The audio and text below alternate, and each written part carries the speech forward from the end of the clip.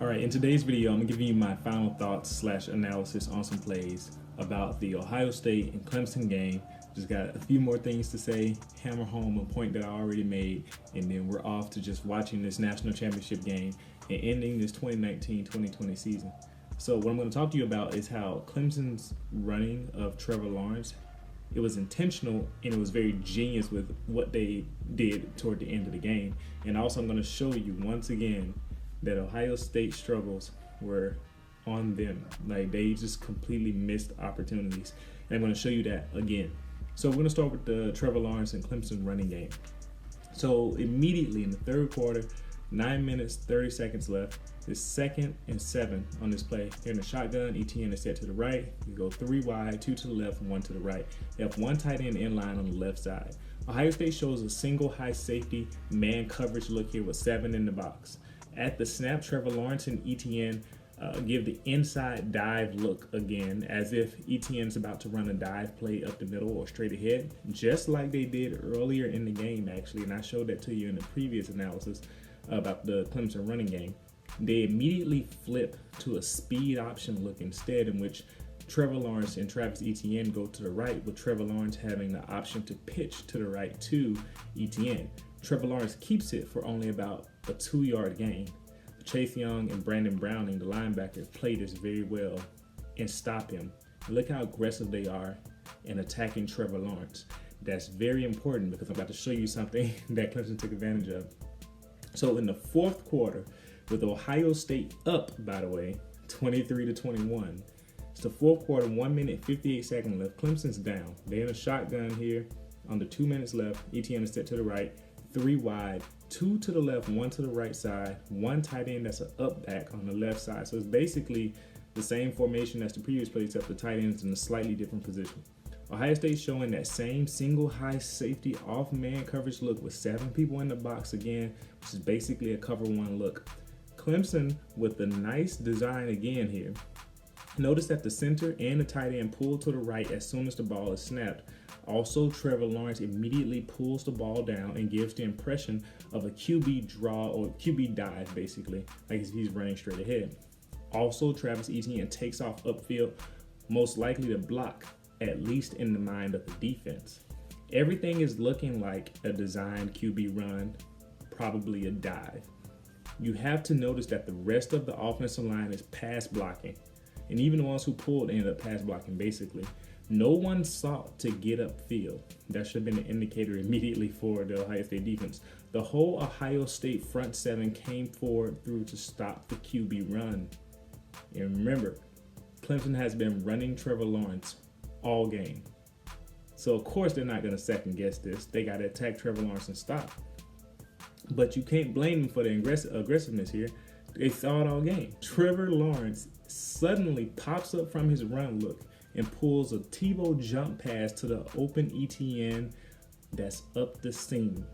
Only Ohio State number 41 saw this in time, but he was too far behind. Travis Etienne caught it, and that was all she wrote. That's how you take advantage of your play calling. Clemson wasn't running into Ohio State's wall all game for nothing.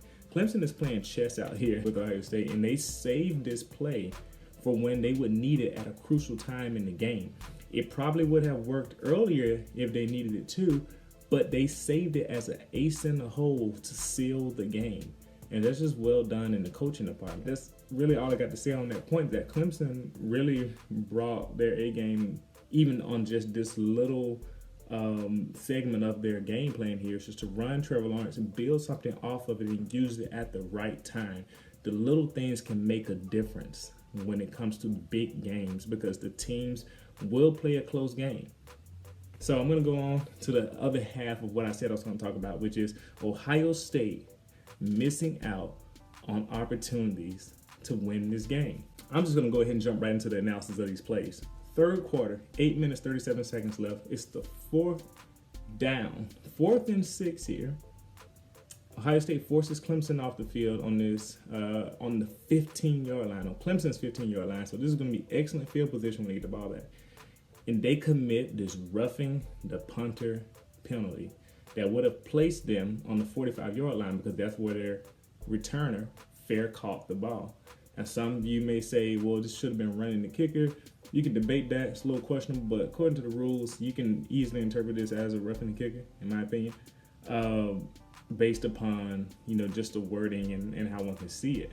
So, like, you can't really blame officiating for, like, these in-between kind of weird calls. But either way, regardless of all of that, this is the type of mistake you cannot afford to make. Guess what ended up happening 2 plays later? 53-yard touchdown pass on the screen to Travis Etienne. If they just remained disciplined, they would get the ball back with the chance to score. And that is 1 Clemson TD removed from this game. Now you tell me what the final score would have been if they just removed this Clemson touchdown. Not to mention that on that Travis Etienne screen pass call, the Ohio State defense played it poorly. Number 39 was responsible for Travis Etienne on this play. The offensive lineman number 74 came out to block, and number 39, he couldn't get himself in control. He sped past him, and he came in blazing around number 74, and he couldn't break down so that he could actually wrap up Travis Etienne. To be fair, Etienne is quite quick here, and this would have been a difficult play for just about anybody. But he didn't give himself a chance to actually really make this play with how he came in. The rest of this is sad. The rest of how this play played out, because except Brandon Browning, he tried on this play. You can see him holding on to Etienne trying to run up the field. Now watch number 4 of Ohio State, number 3 of Ohio State, and number 10 of Ohio State in their secondary get blocked the whole time that Travis Etienne is running up the field on the screen pass. On this Etienne run, they have no business getting blocked completely through the whole play. Number 4 was being blocked by an offensive lineman, so you can give him some grace. But the other 2 have no excuse. You can't expect to win games if you can't fight through a receiver block. You can't blame officiating for that. You get that stop, you might stop Clemson again and probably force a field goal. See, it's the little things like that people are not thinking about. You can't blame officiating when you don't do the things that you're supposed to do. So I bet some of you don't even remember this next play I'm going to bring up because you just got so caught up in all the big ones. It's the third quarter, 4th and 27, 2nd down and 8. Fields is in an empty set here with J.K. Dobbins motioning out wide on the left side. 3 wide receivers, a bunch close to the left. 1 tight end is in line on the right side. Clemson's in a kind of a 3-2-6 dime defense zone coverage type here. You can tell it's zone because cornerback number 8 is by himself on the field side, not lined over a wide receiver. So at the snap, the left tackle carries the blitzer upfield, so Fields steps up into a clean pocket as his wide receivers work downfield, specifically Olave, number 17. Olave has kind of a half-ish step on the DB to the outside, and put the emphasis on to the outside. The DB is on the inside leverage here, on the inside hip of Olave. And Justin Fields takes this shot and has 2 major things go wrong here. 1, the ball is underthrown, and number 2, the ball is inside. This ball needs to be out in front, over the outside shoulder toward the left sideline. This ball is behind and on the inside hip of the DB. This is more likely to be an interception. You know this is underthrown because Olave slows down and tries to jump inside the DB's leverage. That's just a no-no all the way around. You can only justify underthrowing this ball if it's going to be a back shoulder. And that's not what he was trying to do here. He was trying to throw this ball up the field. Honestly, I believe if he throws this ball the right way, Olave catches this ball and they're down, possibly in the red zone, probably gonna score because of the momentum that they got, but instead they end up in a situation where they have to try to make a play. And guess what happened on the next play? He throws an interception to Simmons on the right side of the field. I just have one thing to say after all this. Please stop blaming officiating.